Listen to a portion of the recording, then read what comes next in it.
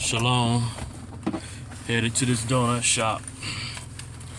What I kind of want to talk about at the moment is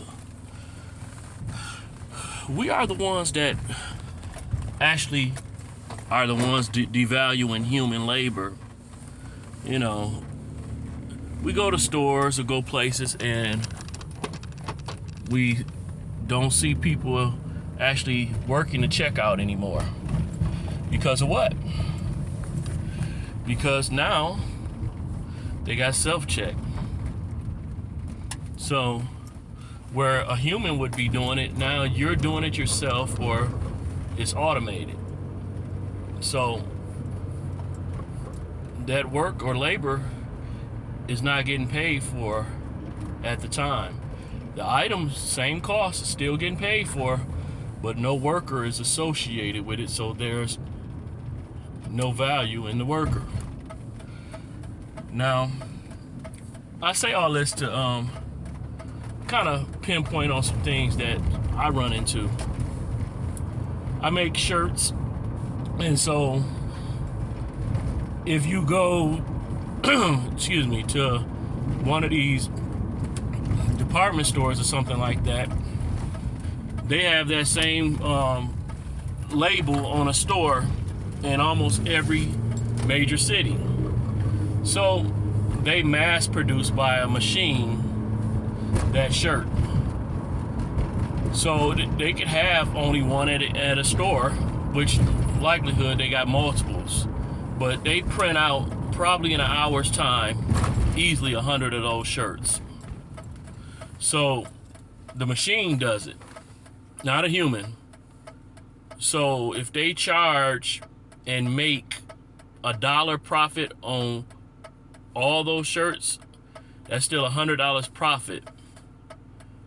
And if you charge an hourly rate and say, you know, most people are you know, they're not going to accept anything under, for themselves, $15. If you charge $15 for that machine off for an hour, that would put that at $85 of profit made for that hour. They pay out 15 out of the 100, and they got 85 left. But of course, we know that they're not selling at $1 profit. They're making a bigger profit than that. The shirt in itself probably only cost them maybe like $2-3 to produce, and they're going to charge at least 10, so they're going to make about a profit of 7 each. So then when you go to, you know, 7 times that 100, that's 700. And you're still only going to take off that $15. They've made $685. Someone like me, I may do a one-off. I got one person off ordering a shirt. So if I'm only going to profit $5 and it takes me an hour to make it, that's at a loss. That's not good business. That's not wise, because I could go to work for someone else and make at least $15. Why would I make a shirt and only make $5 and still spend the same amount of time? That's me not using my time wisely. Not at all. And then you got to even consider other things that come into play. You know, I design it, so that means I took time for that design. Now I can make, you know, multiple, you know, I guess sales off of that one design.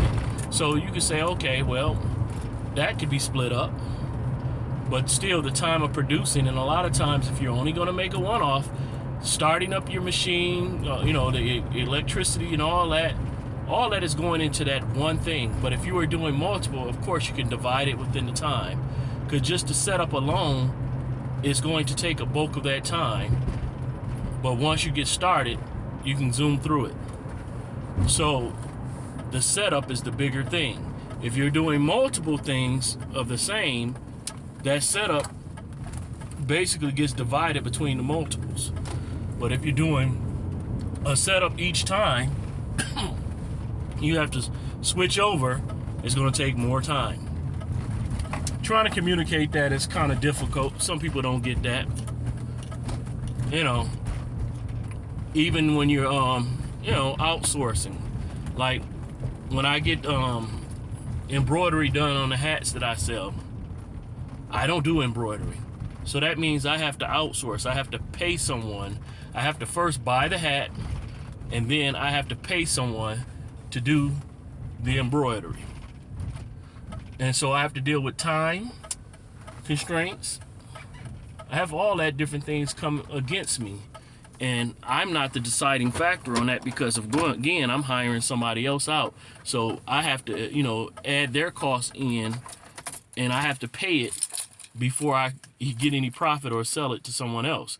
So a lot of times I spent out money and I'm sitting on that money waiting for it to sell. Same way goes with fringes. I can buy the material for fringes. I can buy the ribbon. But to get that sold on. See, it so happened, I used to have to buy that stuff out, but now I'm able to give it at a cheaper price because I have my wife sew it. But still, I'm not going to have my wife do an hour's work and only give her $5, which, it ain't really going directly her. It's going to our home because we share everything. Anything I make is hers. Anything she makes is mine. But still, there's no way I'm going to let somebody pimp out my wife for no $5. Really. So when I have her sew fringes, I have to add that cost into the shirt. So, I had a person, basically kind of upset because the fringes were $15. I'm like, I had to pay for the materials, and then my wife has to sew them. That's time. It's not like you can just, snap your finger and it's done. No, it doesn't work that way. She has to actually sew the fringes on. And I have to buy the fringes. I'm not, I don't produce them. So I buy them. And then, that and the ribbon has to be added on. And that takes time and precision, something that I don't have. And if I would, I'm glad I don't have to send it out. I used to have to order my fringes out. And I used to order shirts. And the shirts would be a lesser quality than what I send out. And so that means, I was spending about $25 on a shirt alone with the fringes. And so that's before I produce anything on it. So I had to raise my price up or whatever to make anything or whatever. And people were really complaining, oh man, your shirts cost so much. And I'm like, they cost me so much. So I have to cost you so much. It's amazing though. My base price on a shirt is $30.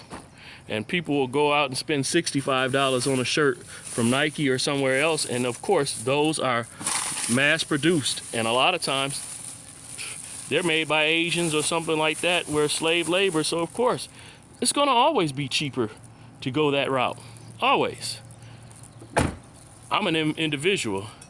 They have people working in a warehouse that they ain't paying much of nothing. Whole different thing. You can actually buy the same shoes that Jordans or whatever are made out of for what, $10 from some of the warehouses. But guess what? They sell them Jordans for $150, and yet nobody complains about it. Well, they might complain about it, but they spend it. But they even buy the Nike shirts.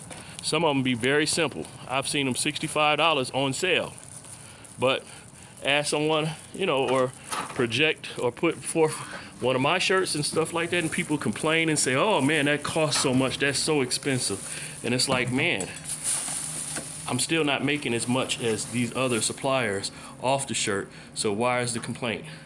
All right, I've made it into the donut shop. Shalom.